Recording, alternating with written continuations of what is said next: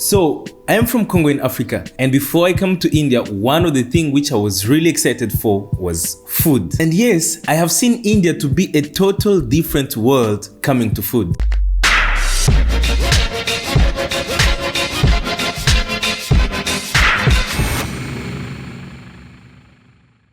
So yeah, you might be asking yourself, what do I eat as an African being here in India as a student? First, when I was new here, I was eating a food in hostel which was called international, but was not really that international. That's until when I came out and have an opportunity of cooking for myself, I finally had the liberty of cooking any food which I want. And mainly, I eat a food which I can call African. But being in India, why have I never tried to make Indian food? The first reason is that I'm not good at cooking. So I can't try something which will be hard again for me. And the second reason is that it's just not familiar with us, that most of us who are here in India, if we want to try Indian dishes, we always try them in restaurants. And for me, it's either in a restaurant or from neighbors. So many of you have been asking me, what do I eat? And they would like to know about the African food. Yes, that's what I'm going to show you today. But it's really hard for me to show you the African food because Africa is very big and very wide. There is no way I can explain all the African food.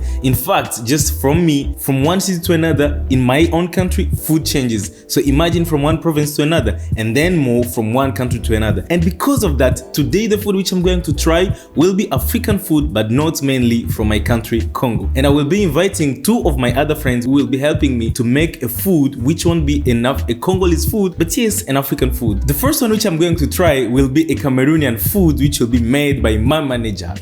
So he asked for different ingredients which we could try to find all around, but there is one which was really hard to find, but we finally got it in a Kerala shop which is here in Vadodara, which is plantain banana. But there was one of the other ingredients which we couldn't find anywhere here in India, that we had to get it from Cameroon directly, and this was the palm oil. I know it might be here in India, but most of oil which you can find in India is the oil which is already refined. I don't know if it's called refined or like coming from the industry. This palm oil is coming directly from the palm, which will be just smashed so that they can extract only the oil. And that oil, it's mostly used in many countries in Africa. Even in my country, they still use that palm oil, which is kind of natural.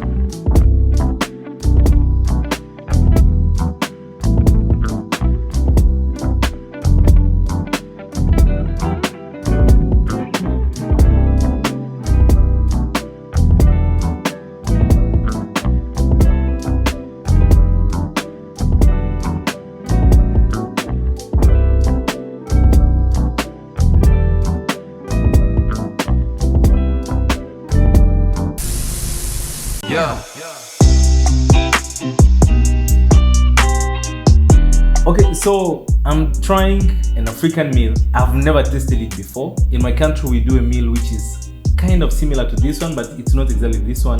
This meal is one of the meals we consume in Cameroon, mainly in the western part of Cameroon. So it's called porridged plantain.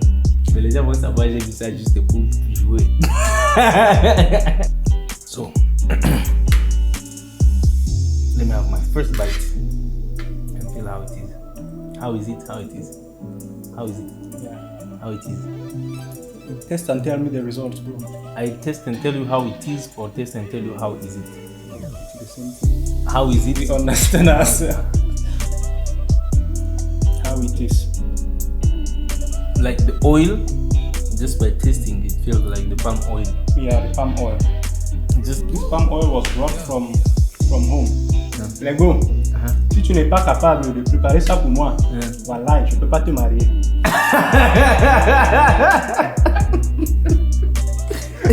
Le gars est célibataire, il faut commencer à faire comment préparer ça. As foreigners. So, second which I'm going to try, this is one of the food which is mostly eaten in Africa. And this is mostly prepared in different manners, but it's kind of general in the whole Africa. It has names which varies from one place to another. That's in French countries, they mostly call it fufu. In other places, they call it ugali. In other places, they call it shima or saza. This is one of the most eaten food in Africa. And to make it, it's quite simple. It's just using the powder which in India is called mostly suji, which is kind of corn powder, which they just mix in water and then mix until you mix and then you finish mixing and then you have something. I don't know how to explain it very well. But then this can't be eaten raw or it can't be eaten alone. You need something else to eat with. And then for that, I'm going to call one of my friends who is also from Zimbabwe, and he's going to help me to make one of the other dish which is quite simple, mostly taken again in many places in Africa, and also in my country we usually take it, is okra. But once again, the same okra is cooked in many places in different ways. So I just invite you to watch how he made his okra. Yeah.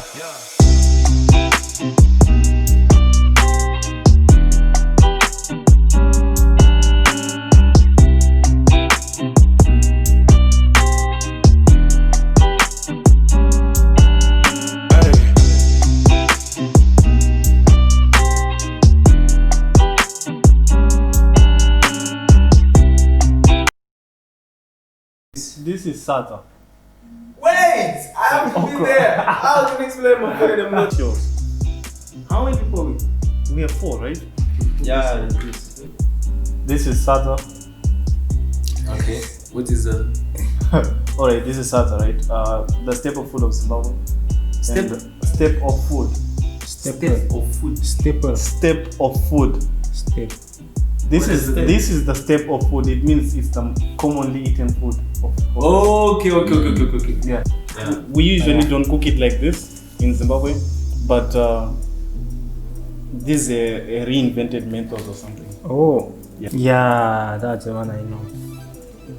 And the stuff is nice. Mr. How is it? Let me finish.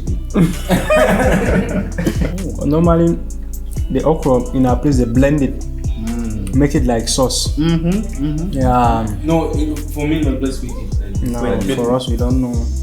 Fufu and sata is the same. What's the difference? Fufu, we have corn fufu made of maize. We have the one. This is made of maize too. Yeah. We have the one made of cassava. Yeah, it's same also. All the It's same. fufu. Yeah. It means just the name that changes. Even in my country, we call it fufu. I only started hearing in India that there's veg and non-veg. Actually, it was like my first time in India too. Like I was sitting next in class, and then they told me they were vegetarian. I looked at them in a strange way. I thought maybe something is wrong with them. So in all, it was really fun making this video, and it took me kind of a time and a preparation to make this, trying to recreate an African food here in India. I think 1 day of preparation, 2 days of shooting, and then a day of editing, which comes in 4 days. But at the end of the day, I hope at least you saw something which gives you an idea about the African food here in India. And this just to show you that it's really hard to come to find the African food when you're here in India, especially when it comes to ingredients. You might find one ingredient is available in Gujarat but is not in Kerala. You may find another ingredient is in Kerala but is not in Gujarat. That's why it becomes a little bit hard to gather everything at one place so that you can recreate the African food here in India. But at the end of the day, we usually eat some food which are quite simple. For example, rice mixed maybe with any other food. And just to know that most of us are non-vegetarian, because in Africa, I think like nobody knows about vegetarian. We are just born, we know that every day we eat non-vegetarian food. So I knew first time about the vegetarian food when I came here in India, but before I used not to know that there were people who were called vegetarian.